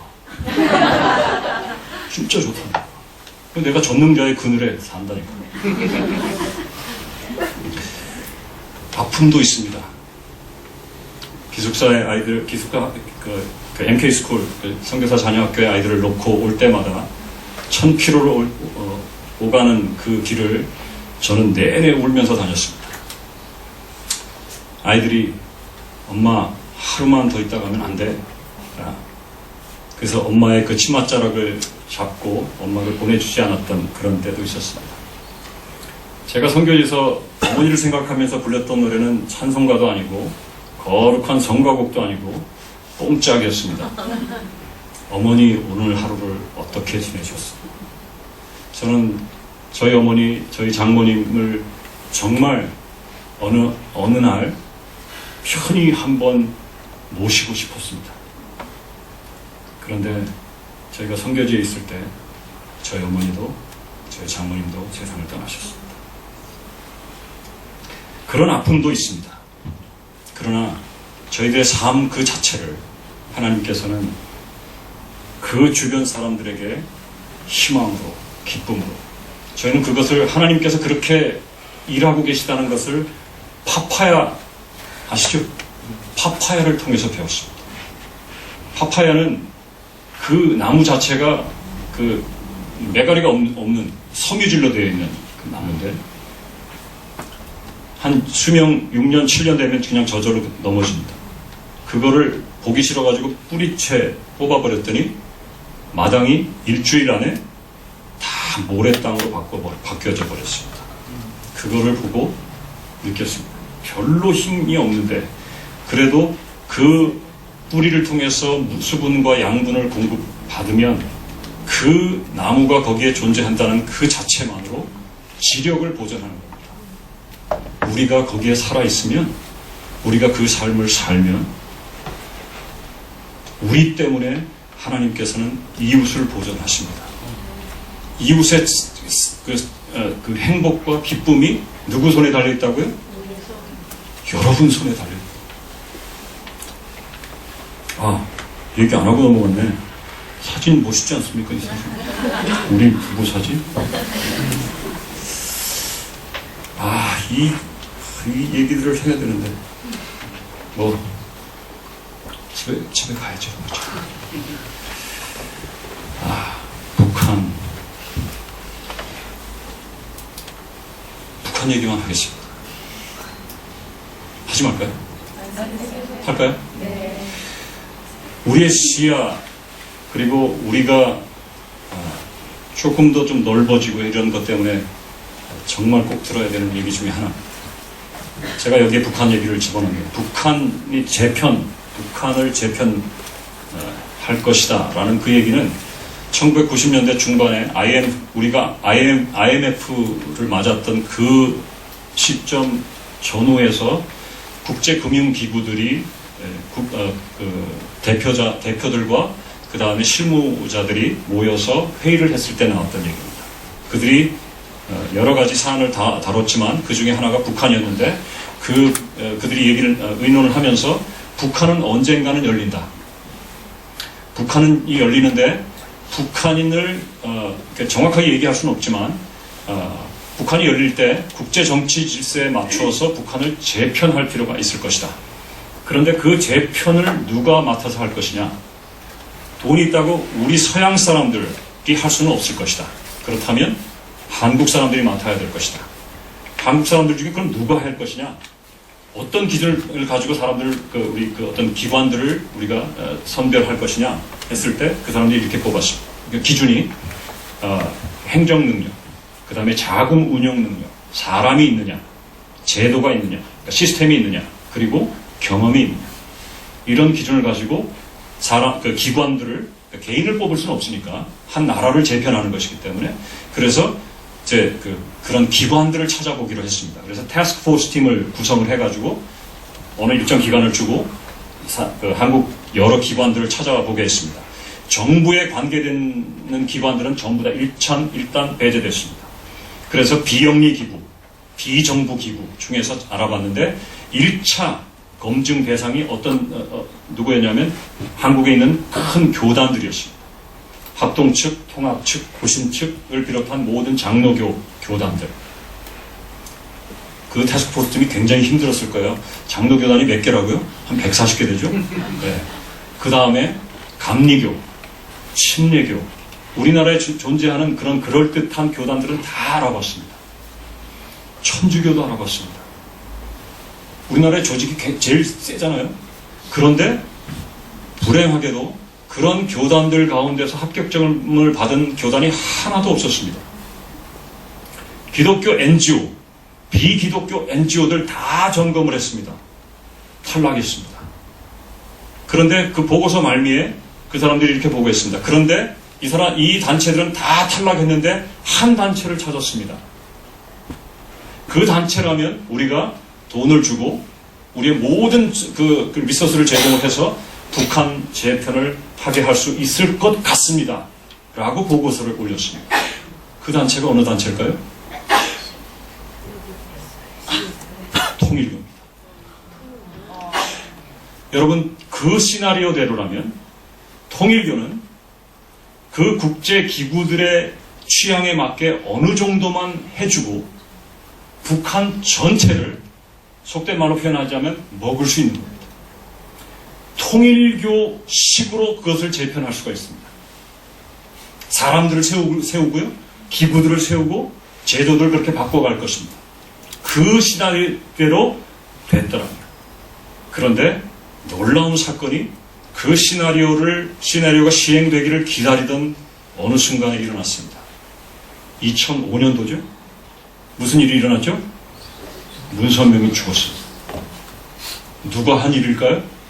하나님이었습니다. 그리고 아직도 그 시나리오는 시행되지 못하고 있습니다. 왜일까요?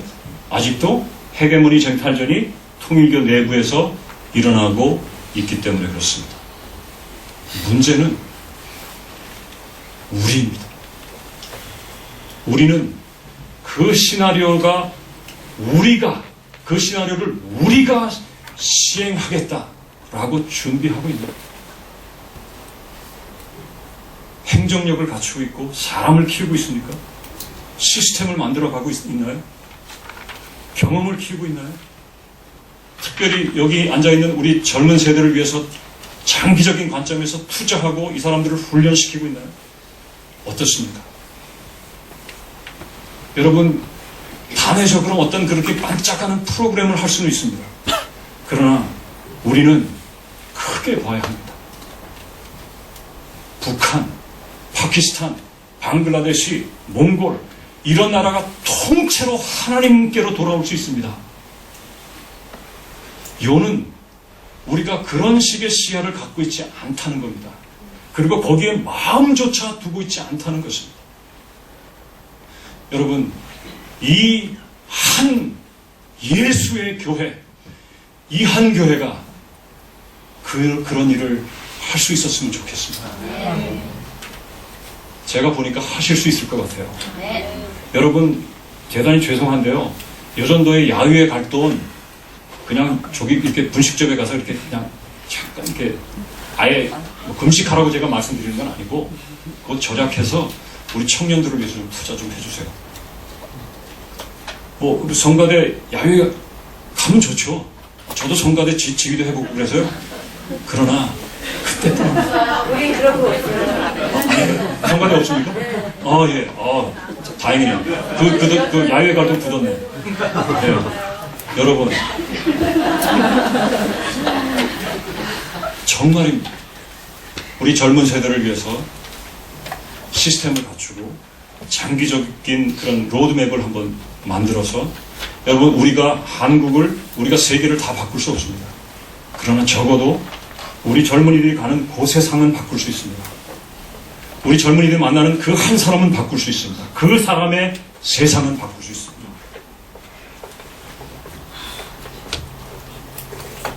제가 그것을 위해서 아시안 하이웨이를 그냥 지도만 보여드릴게요. 아시안 하이웨이 프로젝트는 1959년도에 유엔에서 시작됐습니다. 바울이 복음 전도할 때 로마가 길을 닦았던 것처럼 1959년부터 저희 집사람 태어난 해인데요. 1959년부터 이 프로젝트를 저희 집사람 태어난 기념으로 시작을 해서 지금까지 해가지고 32개 국가가 조인했습니다.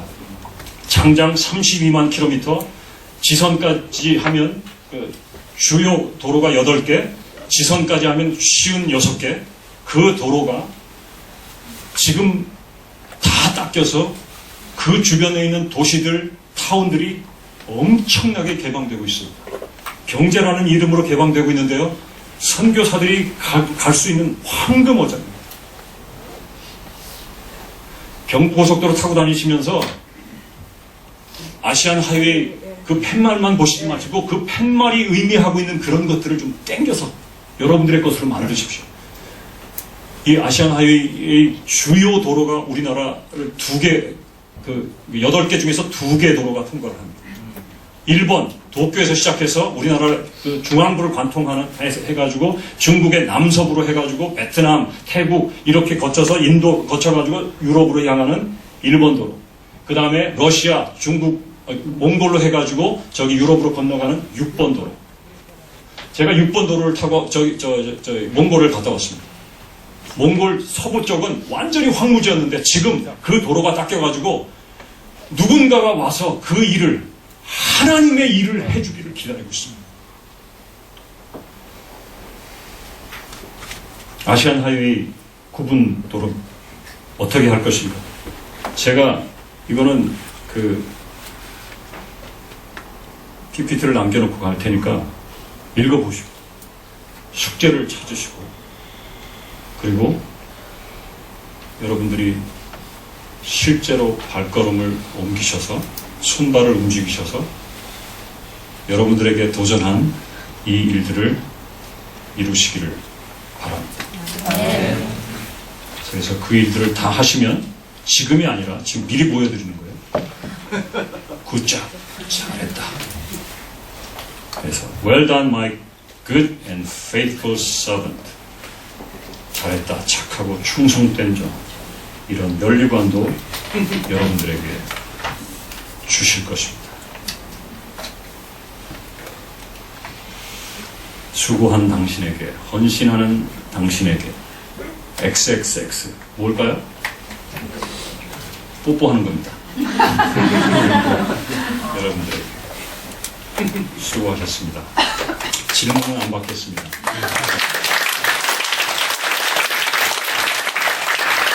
같이 기도하고 마치겠습니다. 하나님 아버지, 긴 듯한 시간이지만